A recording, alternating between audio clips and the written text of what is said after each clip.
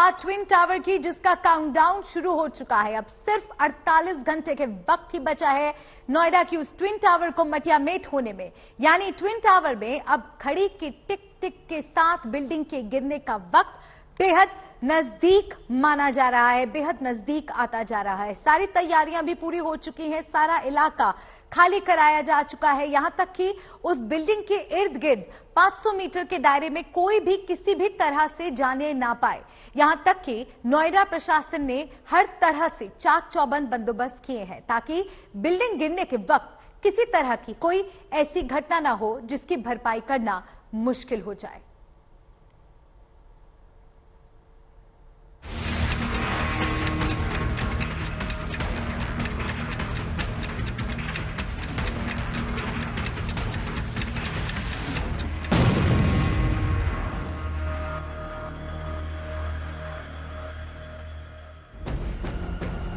घड़ी की टिक टिक के साथ इस ट्विन टावर के जमींदोज होने का वक्त भी करीब आता जा रहा है।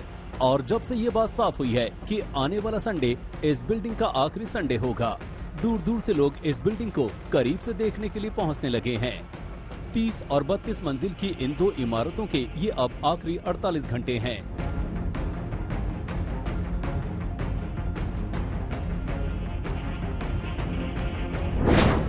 ट्विन टावर के आखिरी 48 घंटे। Blast at twin tower.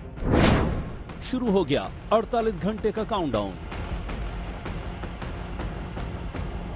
बुलंद इमारत अब बस चंद घंटों की मेहमान है, यानी सिर्फ 2 रात के बाद इस बिल्डिंग के नसीब की रातें खत्म हो जाएंगी।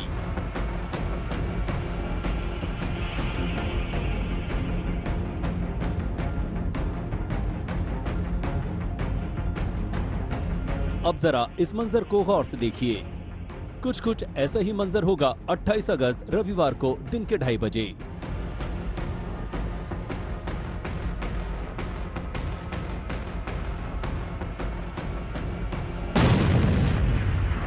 जिस वक्त इस बिल्डिंग को धमाके के साथ उड़ाया जाएगा, या यूं कहें इस गगनचुंबी इमारत की छत को जमीन से मिलाया जाएगा, उस वक्त इस बिल्डिंग के चारों तरफ 500 मीटर का दायरा पूरी तरह से जनविहीन होगा।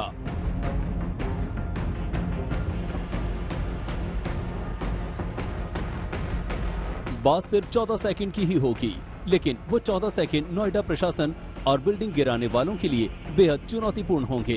तभी तो नोएडा निजाम की सबसे बड़ी अधिकारी ने खुद मौके पर पहुंचकर हालात का जायजा लिया। एक्सक्लूजन जोन है वो 500 मीटर, लगभग 500 से 700 मीटर की विड्थ में बनाया गया है, जिसमें पूरी तरह से ट्रैफिक बंद रहेगा। इसके अलावा जो नोएडा ग्रेटर नोएडा एक्सप्रेसवे है वो भी लगभग 2 बजे से लेके 3 बजे तक डाइवर्ट रहेगा, बंद रहेगा।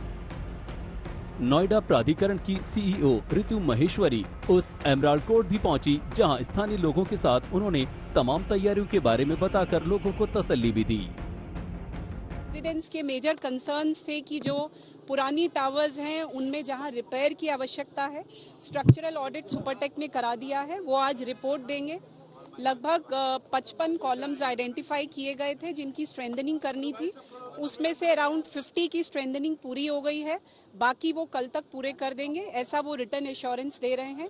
क्रैक गॉजेस जो हैं वो क्रैक्स की मॉनिटरिंग के लिए 27 तक लगा दिए जाएंगे, उनका pre and post demolition data भी एनालाइज किया जाएगा। इसके अलावा एयर क्वालिटी मॉनिटरिंग के लिए भी डिवाइसेस लगाए जा रहे हैं। तो तैयारी जो विभिन्न एजेंसीज हैं उनके द्वारा पूरी कर ली गई है। असल में इन दोनों टावर्स की ऊंचाई बहुत ज्यादा है। इनमें एक टावर 32.5 मंजिल का है और इसकी ऊंचाई लगभग 103 मीटर है, जबकि दूसरा टावर 23.5 मंजिल का है और इसकी ऊंचाई 97 मीटर है। यानी ये दोनों टावर कुतुब मीनार से भी कहीं ज्यादा ऊंचे हैं। दोनों टावर के बीच की दूरी केवल 9.88 मीटर है, जबकि नियम ये है कि 2 ऊंची इमारतों के बीच की दूरी करीब 16 मीटर से ज्यादा होनी चाहिए। दोनों टावर्स के कॉलम में कुल 9,640 छेद किए गए हैं, जिनमें 3,500 किलोग्राम बारूद लगाया गया है और 28 अगस्त को दोपहर ठीक 2:30 बजे इनमें विस्फोट किया जाएगा। 5 सेकंड में पहली बिल्डिंग ध्वस्त हो जाएगी। 9 सेकंड के भीतर ही दूसरी सीरीज के धमाके किए जाएंगे। सिर्फ 9 से 14 सेकंड में ये दोनों टावर्स ध्वस्त हो जाएंगी।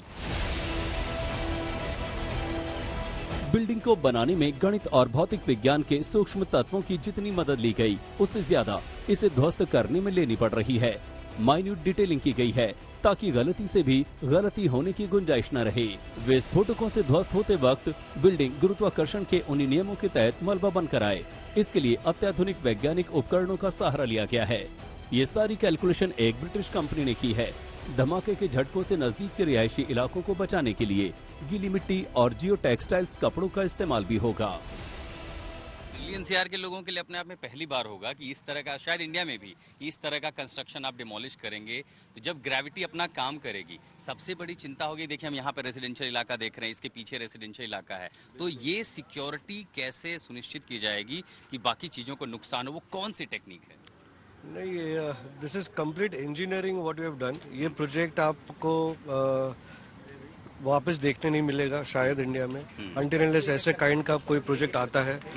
We have taken very small detailed engineering is involve.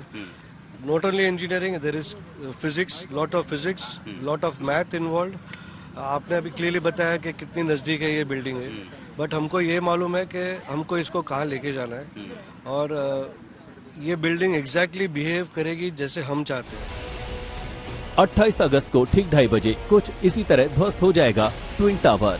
वो ट्विन टावर जिसके बारे में अब ये बात पुख्ता हो चुकी है कि इसकी बुनियाद भ्रष्टाचार से बनी है। करीब 70 करोड़ की लागत से बने इस टावर को ढहाने में करीब 20 करोड़ की लागत आ रही है। पूरा काम हो गया, पूरी तैयारी? Yes, 100% now we are ready to go for implosion. पूरी तरीके से तैयार हैं आप लोग? और कोई मार्जिन ऑफ एरर की अगर हम बात करें, जो आसपास के लोग हैं उनके मन में जो थोड़ा बहुत डर है? देखो, ये हिंदुस्तान में पहली बार हो रहा है ऐसा इम्प्लोजन, तो डर किसी, आज मैं रहता हूँ तो मेरे दिल में भी डर रहेगा। उनका डर जायज है, लेकिन हम उनको आश्वस्त करना चाहते हैं कि everything is fine except some windows glasses will be break and that we will rectify on our own. इस बिल्डिंग को गिराने के लिए दोनों इमारतों के कॉलम में 9640 होल करके उसमें 3700 किलो बारूद भरा गया है, जिसमें धमाका होते ही, पलक झपकते ही आसमान से बातें करते दिखाई दे रही ये बिल्डिंग जमीन पर मलबे के ढेर में तब्दील हो जाएगी। केवल final checking is going on. एक एक मंजिला सीढ़ी से चढ़ के, लिफ्ट भी डिसमेंटल हो चुकी है, सीढ़ी से चढ़ के 32 मंजिले तक जाना है, इंडिविजुअली एक एक होल चेक करना है और नीचे आना है।